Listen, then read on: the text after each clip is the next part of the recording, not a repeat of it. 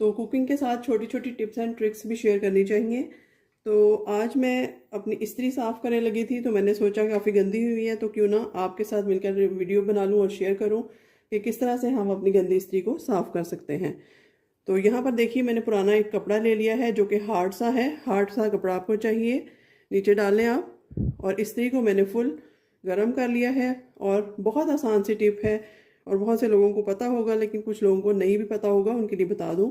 استری کو ہم بہت اچھے طریقے سے گرم کر لیں گے، اور یہاں اس کپڑے کے اوپر ہم نمک ایڈ کر دیں گے۔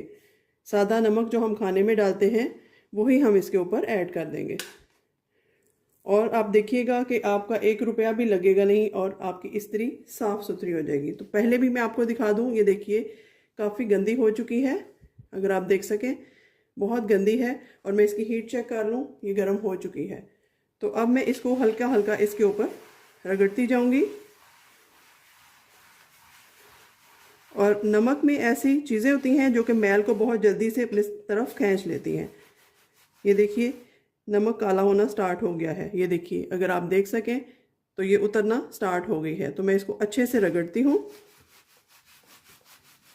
آپ کے سامنے ہی، سکپ کیے بغیر، تو انشاءاللہ تعالی ہماری استری بہت اچھے سے صاف ہو جائے گی۔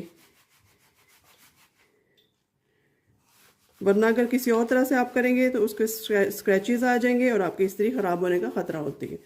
تو چلیے اس کو اچھے سے میں رگڑ لوں صاف کر کے، پھر میں آپ کو دکھاتی ہوں۔